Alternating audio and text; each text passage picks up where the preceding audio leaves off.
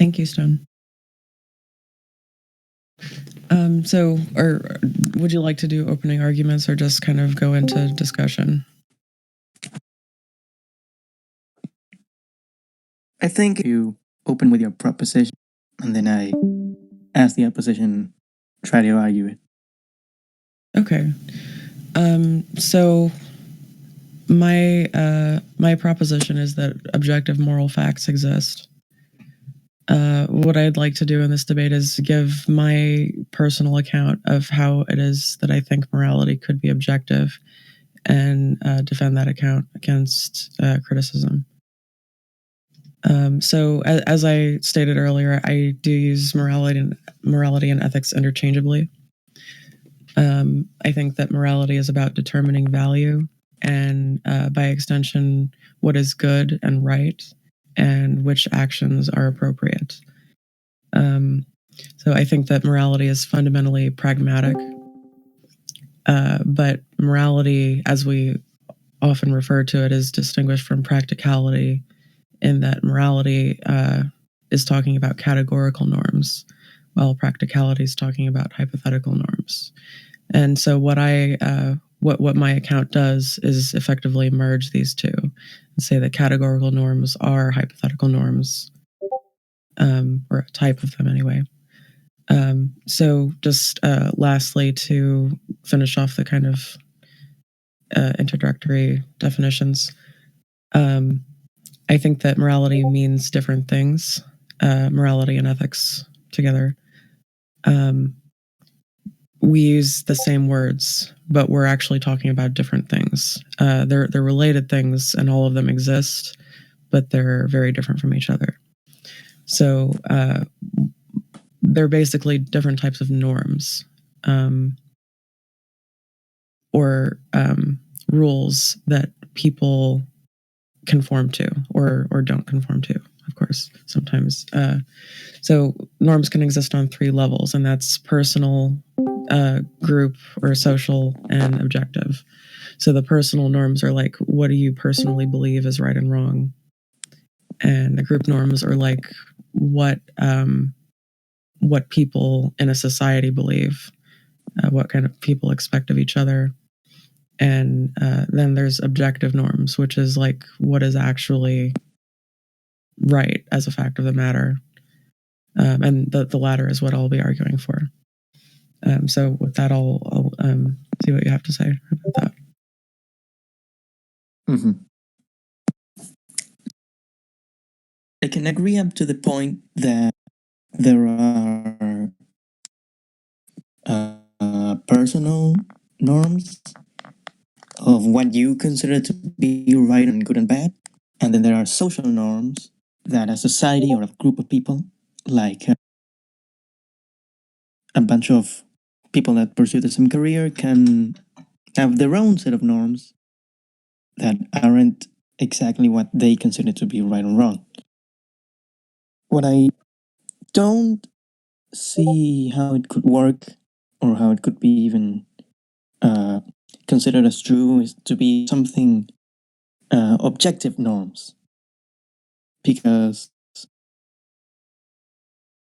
how can you say that a fact, a moral fact, can be applied to everyone without having an observer come by and say that because of his moral values that he can disagree? I don't think Right. I don't think I'm portraying myself clear. Well, yeah, perhaps you can clarify more, but I think that's a good question. Certainly, it would seem that value is sort of a subjective thing that people place on things, and without that, what are we talking about? And so, what I want to say is that value is not necessarily just subjective. So, how I define value is that it's describing something as fitting or suitable to some hypothetical purpose. So it is relative, but not subjective. So, and that can apply to the subjective definition. So the example I like to use for this is that it is fitting for a knife to be sharp because sharpness is conducive to the purpose of a knife, which is cutting things. And the purpose of a knife is cutting things because a knife is good at that. So this is kind of like also different examples of how you can use these sort of moral words in this context of good for. So the thing though is you're right. The fact that a knife is good at cutting things doesn't really mean much unless there's someone who actually wants to cut something. But I think it is important that on its own, it's true that the knife is good at cutting things. Well, yeah, a knife is good at cutting things if it's sharp. But if you get a soft knife, instead you can use it to, hold it on display, which instead gives it artistical value. Yes, certainly there could be a knife that's valuable for another reason. For example, that it's extremely unique or rare. Or beautiful. Sorry. Oh, sorry. Well, if it's valued because it's a knife that is too soft, then its purpose is considered to be right.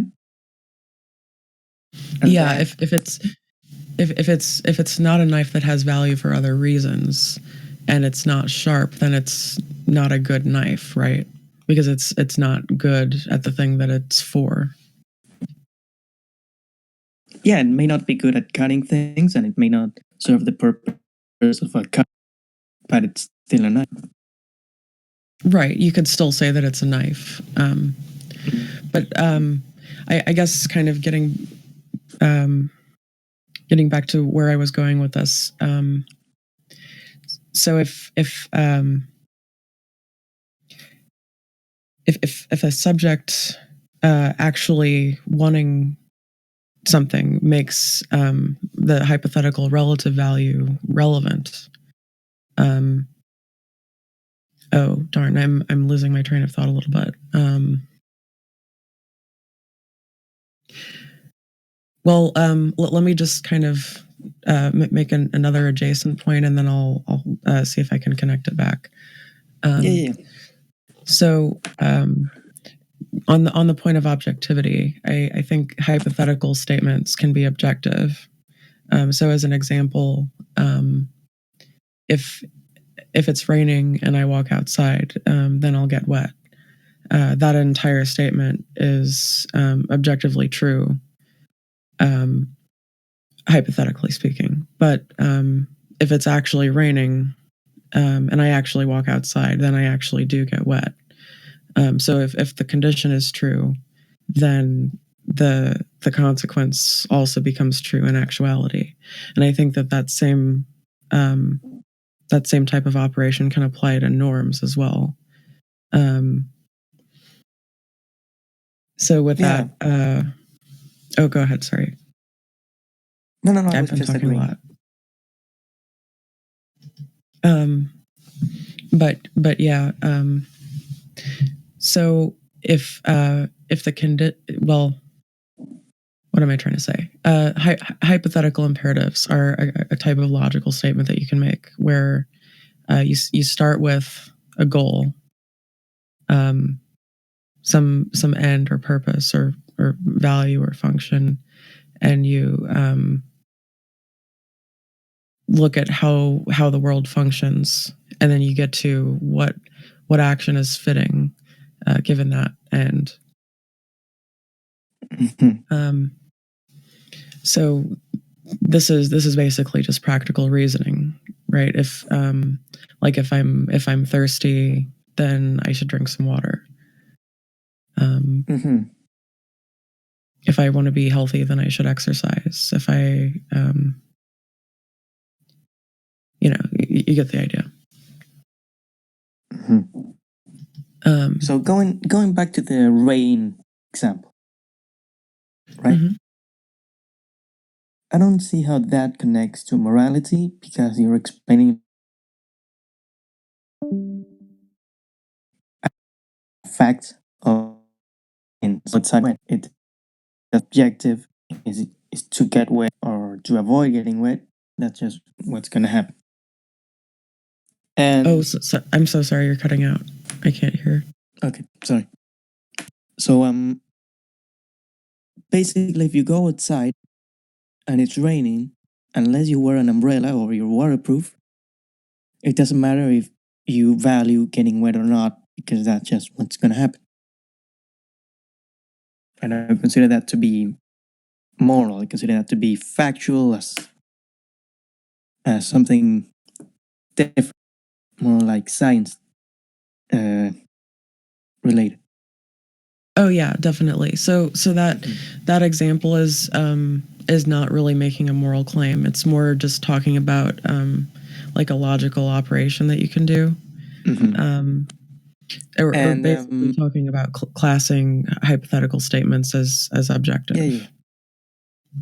And about the thirsty statement, that only applies if you value being thirsty as a bad thing, right? Right. So that's a premise of the hypothetical norm is that we do value not being thirsty. So we the premises technically speaking are you're thirsty, you don't want to be thirsty, therefore you should drink water. Now you could say that what if I want to drink some other kind of thing besides water? You could say, well, I can add another premise. I like lemonade and I want lemonade, and therefore you should have lemonade. So it would be if you're thirsty, you should hydrate yourself.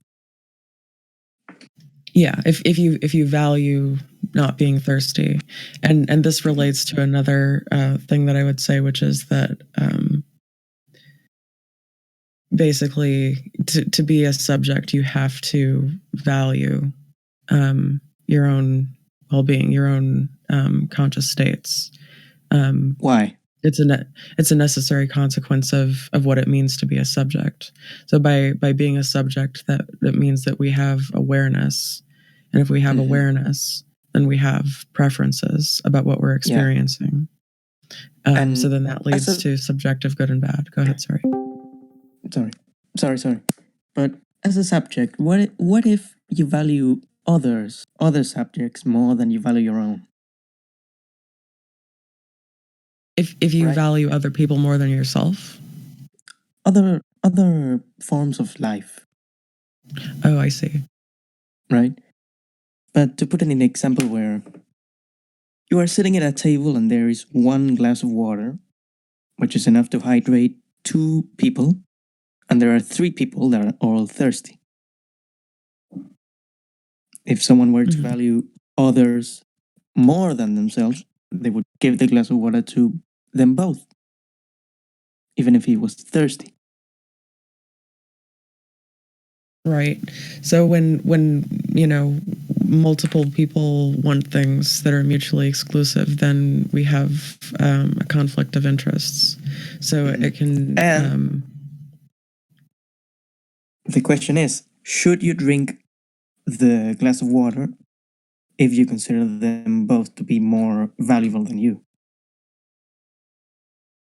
Because the glass of water isn't gonna get refilled, and you don't drink, you get dehydrated. So should glass.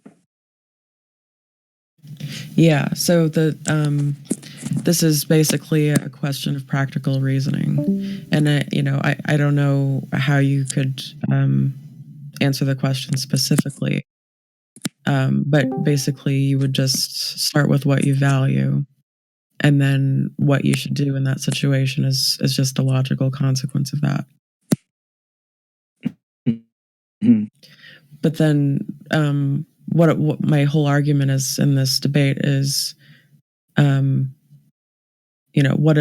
why what we should value is objective, and not why we shouldn't just think that what's right is just what's our opinion.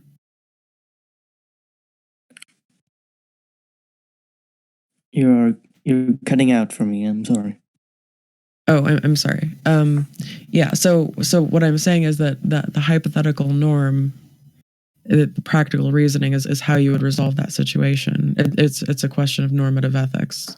But what I'm trying to argue for is that it's not just a matter of opinion what the right answer to that is. There is a fact of the matter what a person should choose in that situation. Mm-hmm. And what would be the objective moral fact in the situation that I described? Is there an objective moral fact? Yeah. In the situation you described, I don't know how I would answer that exactly. Mm-hmm. But I think it's a question of normative ethics, and it would be, practical reasoning to resolve that once we've established the values, which is what I'm trying to get to.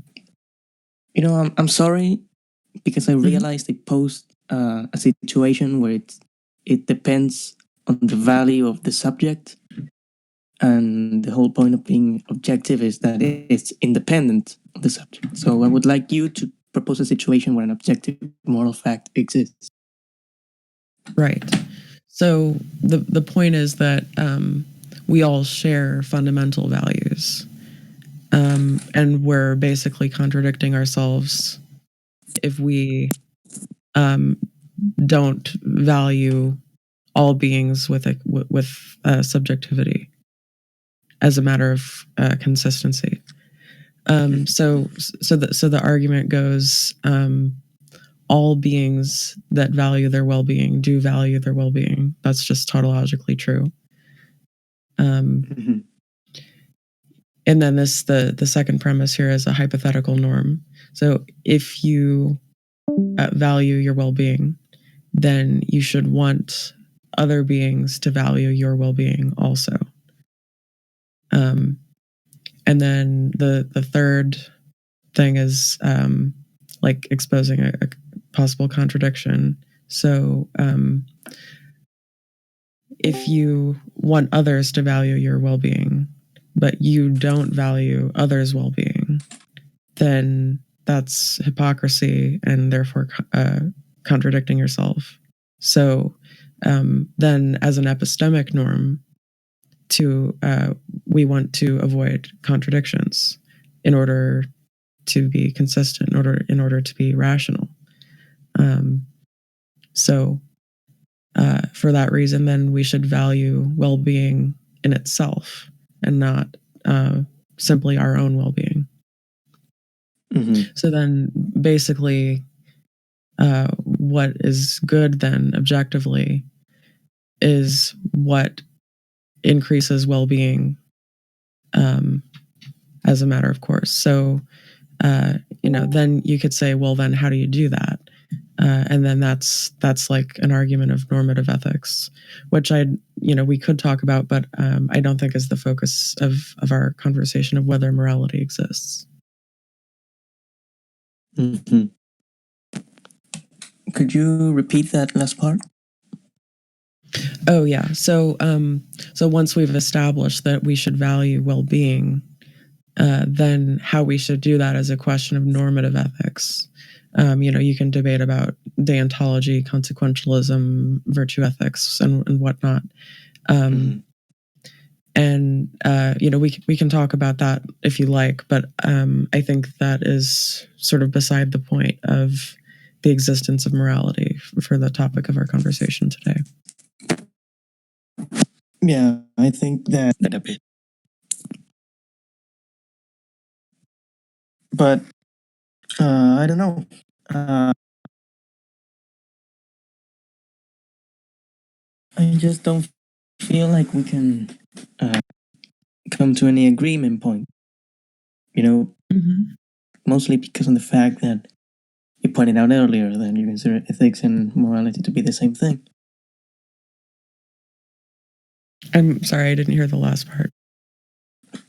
Yeah, I don't think we can agree on whether or not an objective fact exists, coming to the original point, because of our Yeah. conflicting values of you thinking ethics and morality are the same thing, and that objective morality exists, and my view is that they are not the same thing, or are not similar enough, and that objective morality doesn't exist. So I'm sorry, I missed what is it that we disagree on? Because I thought when you were asking before about whether I think ethics and morality are the same, um, that was your opinion, that they're interchangeable. No. Oh, okay. That's the issue. I don't think they're interchangeable. Well, then what would be your distinction? I believe that they're related, but the distinction is what you said, that morality can apply to individual subjects and ethics applies to groups. Oh, well, that's just individual norms and group norms. So then I'm arguing apart from that even, which is that sure both those things exist, but then there's also objective norms. Mm-hmm. And I haven't fully laid out my justification for that, so I apologize if it seems fuzzy, and I may be saying things out of order, and I'm a very scattered person, so I apologize. No, it's fine. So,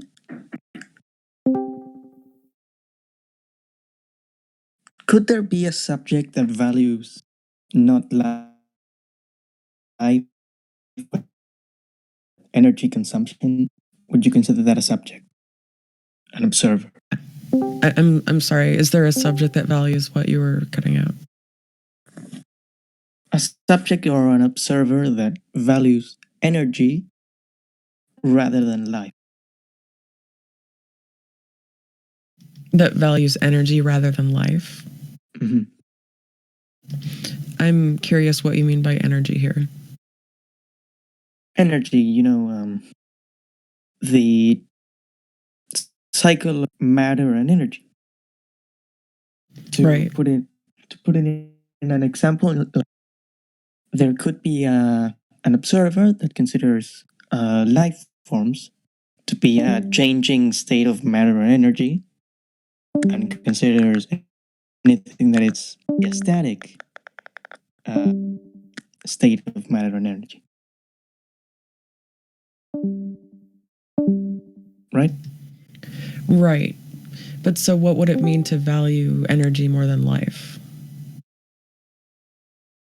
It would mean that something like, since all life forms consume energy to exist and only give out energy that other life, it's selfish to believe that life should exist.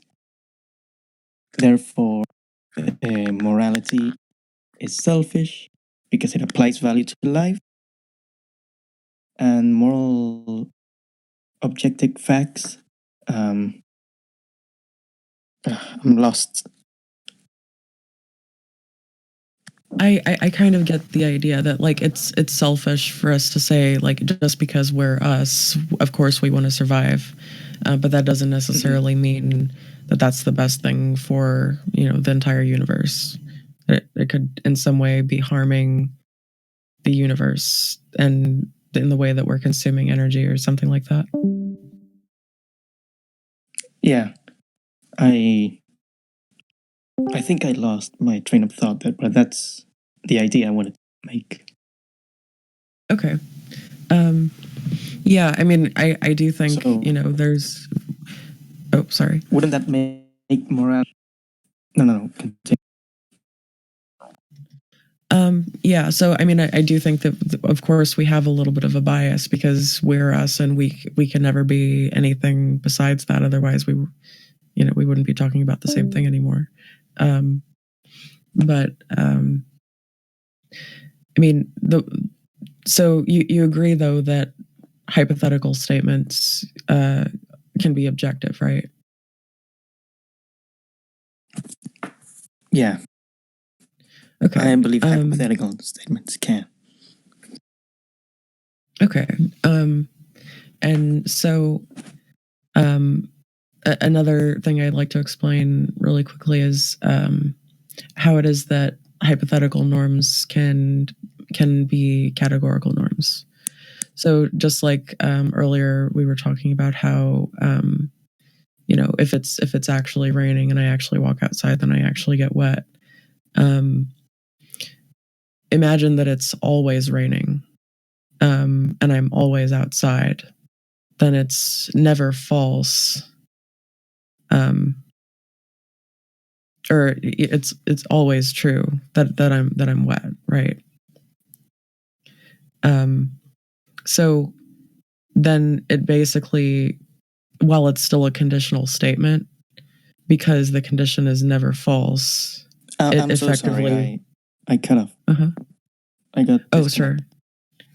I'm sorry. I can repeat myself. So, what was the last thing you heard? Sorry. The last thing I heard about is hypothetical norm being objective norms. Right. Well, okay, yes. So hypothetical norms are objective. So then I want to explain how hypothetical norms can become categorical. So earlier we talked about how if it's raining and I go outside, then I'll get wet. And so if we imagine that it's always raining and I'm always outside, then I'm always wet, right? So then, while it's sorry, nothing, you'll always get wet in that case. Oh yeah. Yeah. So then, while it's still technically a conditional statement, because the condition always applies, it's effectively a universal statement, which makes it categorical.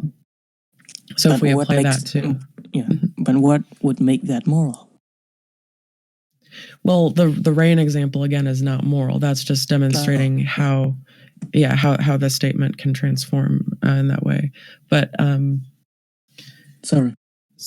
Yeah, it's fine. So in going back to the well-being thing,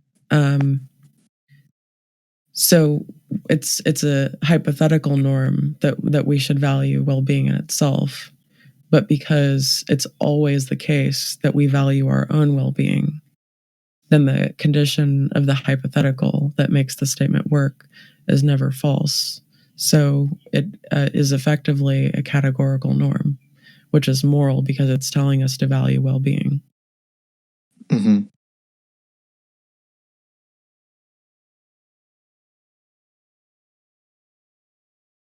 Are you there? Yeah, sorry, did you hear? Hello? Sorry, I'm...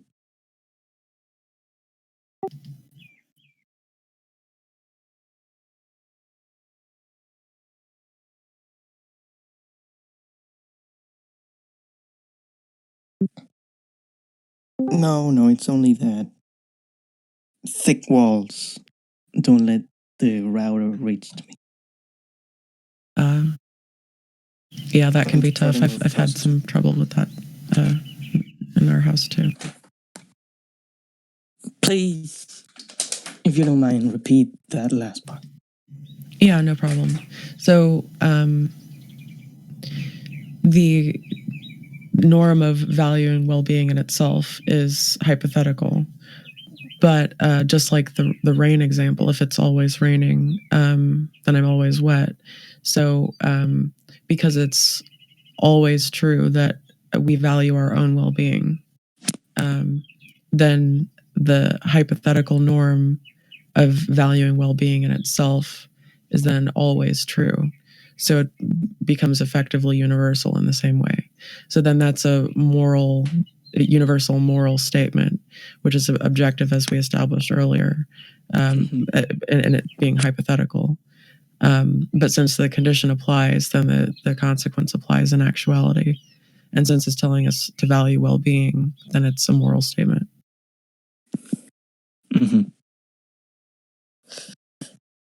Yeah.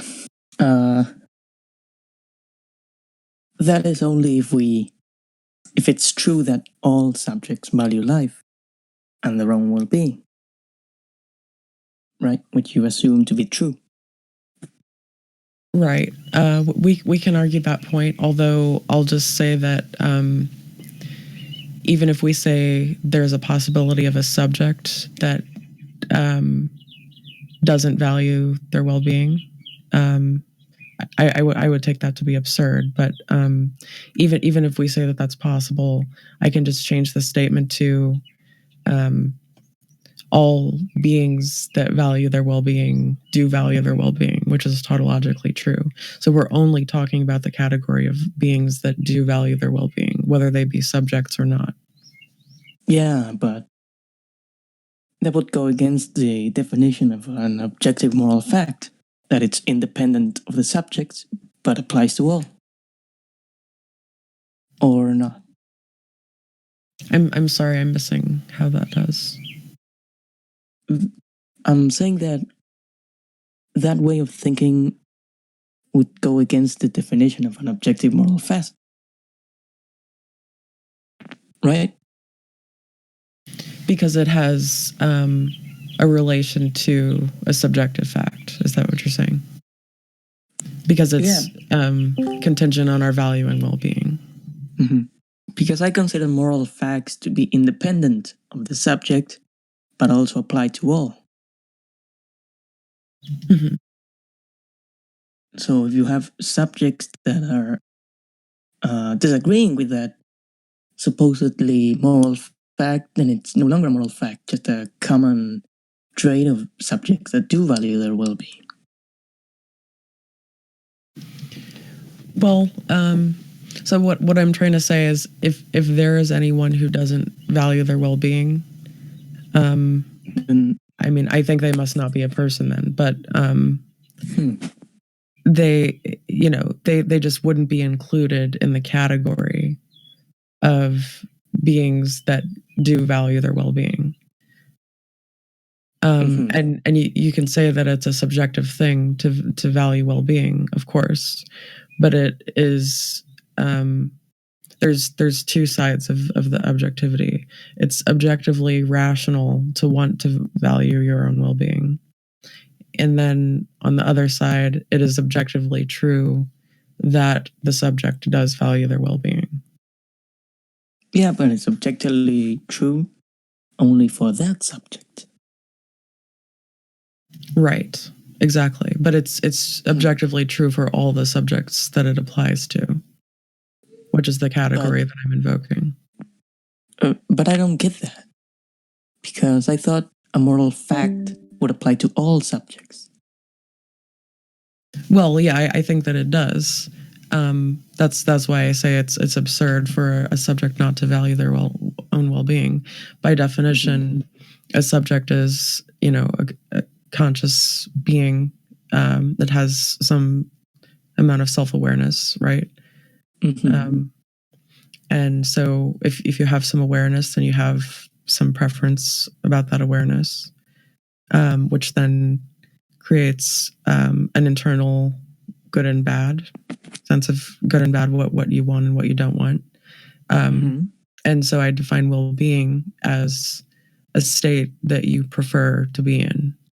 So if you have awareness of the states that you're in and you have preferences about those, then necessarily you're going to care about your well-being by definition. Would it be well-being if a subject chose that their desired state was to not be alive? Yes. So I think the desire to end one's life is contingent on the value for well-being. So basically, you'd have no reason to want to live or die, right? You'd just exist if you didn't care about anything. But if you care and you don't like what your situation is, and you deem your possibilities to be limited and not your possible range of experiences doesn't meet your standards, so then you could decide that it's better not to exist because you value your well-being. But people who don't value their life related to their well-being because they don't care whether they exist or not, wouldn't that make them also not value others' lives? Yeah, potentially. If there was this hypothetical, absurd, valueless person, I think that they would not be held to the consistency argument that I was talking about earlier, because they wouldn't be in the category that the categorical statement applies to. So a person like that, if they were to exist, we would have to try and restrain them if they became a threat. So by that definition, you are arguing instead that categorical moral objective facts exist. Yeah, so it's objective already by being a hypothetical statement that so but it's categorical. Right, it becomes categorical by the condition being always true. Or at least always true within a specified category. So instead, the point would be the categorable. Ah, shit. How's the word? Categorical objective facts exist. Moral. Right. Yeah. So the foundational categorical norm that I would make is that because all subjects value their well-being, all subjects that value their well-being do value their well-being, then in order to be consistent, they must value well-being in itself. So everyone should always value well-being is what I'm trying to say, which is a categorical norm. But wouldn't a categorical leave out certain subjects, therefore making it not a true objective fact? Well, if it were leaving out some subjects, that wouldn't make it not objective. It might make no, it no, not. no. I'm not saying it's. Well, sorry, I cut you in. Continue. It might make it not, absolutely categorical in the sense that it doesn't apply to everything that it could possibly apply to, but it's universal to a specified category, which I think includes everything that's relevant to talking about morality anyway. But that's just what you think is relevant, which can differ between subjects. Well, no, it's not really just what I think, because morality is about what people should do, right? So it's about what's valuable and what people should do. So it's that applies to subjects. So if we're talking about all subjects, then that's the relevant category. I disagree on that. It isn't about what people should do, instead about people think they should do and believe they should do. Well, then, see, we're not talking about the same thing. That would be equivocating. That's why I laid that at the beginning, that personal beliefs are different than objective norms. All right. So what I think is right, I don't think is the same thing as what's actually right. I could be wrong about what's right. But what would be actually right? Well, what would be right would be a consequence of logic, and I could be not understanding the logic correctly. I could be misapplying it. I could have a bias. All of these things can come into play. But so I will admit there is a restricted epistemic access to moral norms. You have to find them in the same way that you find anything else out about the world, right? This means that you just you do those relationships and you figure things out. Mm-hmm. But it's possible to be wrong about anything, right? So it's not just morality that falls victim to that. It's basically everything that you may think, right? You could be wrong about almost everything without knowing it. It's entirely possible, yeah.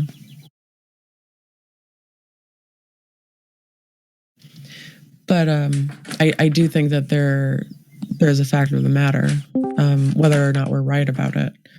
And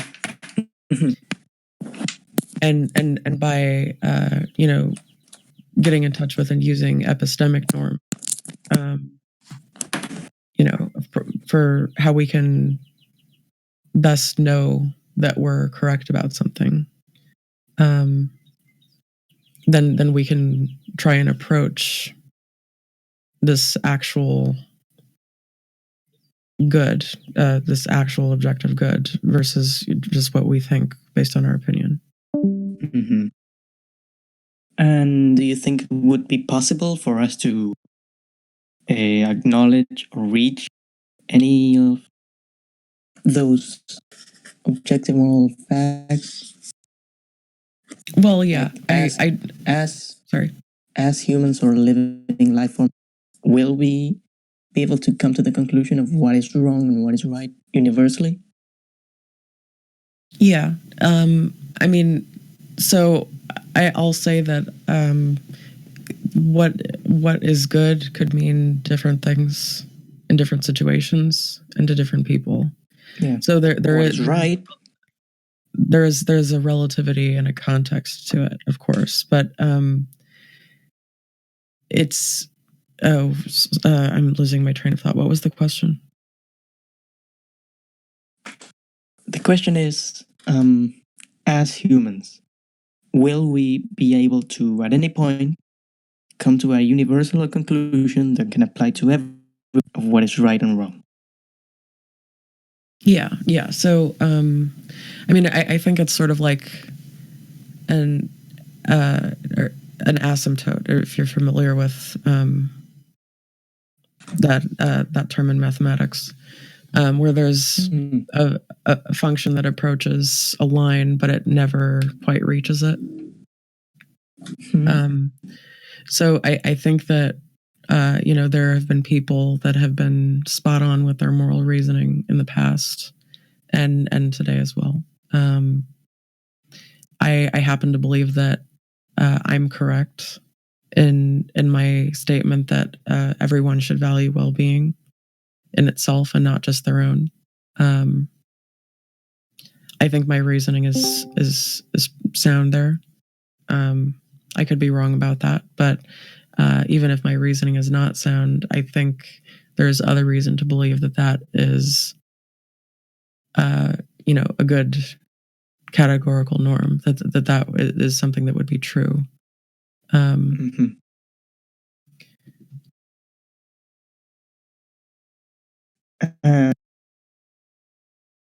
What makes you think that we are able to define what is morally right and wrong?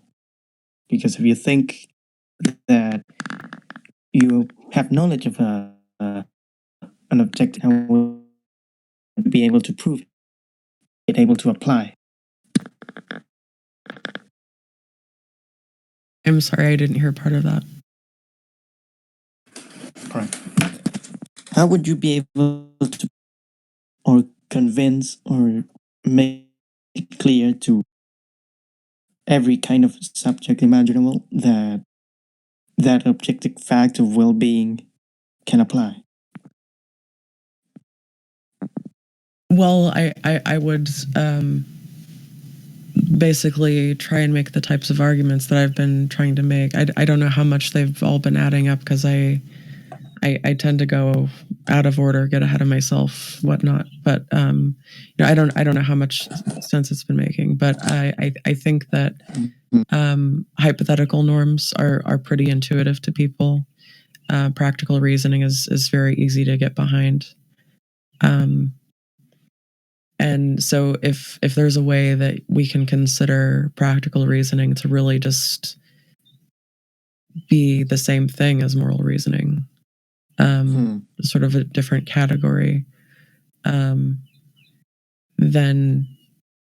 I think that would be really appealing to lots of different kinds of people. I see. Yeah, particularly, I think that a lot of people think that you need some theistic foundation or some supernatural foundation for morality. And so what I'm trying to say is that it's just a consequence of logic. I get you. So any kind of religion is a consequence of logic. Oh no, I don't think so at all.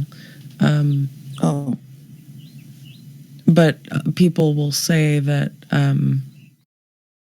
you can't find good, in the world. What is good made of? So without an immaterial universal mind in God to provide a foundation for goodness in His almighty perfect nature, then there can be no morality. And both atheists and theists seem to widely agree with this, which is disturbing to me. So that's what's motivated me to think about this so much. Mm-hmm. I think I can see where you go. Mm-hmm. Yeah, I don't think that I just disagree with Adolf Hitler. I think that what he did was objectively bad. And I think there's good reason to say that. Mm-hmm. I can agree on you, but throughout my subjective view of Adolf Hitler and his actions, but to his moral values, there was nothing wrong with it. He didn't consider Jews or poor people or homosexuals to have any value. And Right. that's subjective. I don't think it can apply to our conversation. Yeah. Yeah. So, I mean, when I'm saying that subjects value their well-being, and that's the starting premise, and so it's very tempting. Since they value their well-being, and their life was taken away, which goes against their definition of well-being and their desired state, and was an objectively morally wrong action to do. Well, I would presume that Hitler also personally valued his well-being. So he would be in a massive contradiction, of course, killing all those people. But yeah, I mean, what I was trying to say a second ago, sorry, is that it's tempting to say, oh, well, you say that you value your well-being. That's a subjective preference of yours. And I'm saying no. Yes, it is a subjective preference, but it is objectively the case that you hold that preference. So I'm not saying, often there's a question, why should we value our well-being? Well, I'm not saying that we should value our well-being, although I would make that claim, but it's a separate argument. What I'm saying is it just is the case that we do. I can agree on that. Yeah, so it's really just a descriptive premise, which acts as a foundational goal. It's a given value that we can reason from with hypothetical norms. Mm-hmm. Well, I don't really know what to say now because um, I agree. I I concede. Oh, okay. I really appreciate talking to you. You asked some good questions, and it'd be cool to talk more sometime.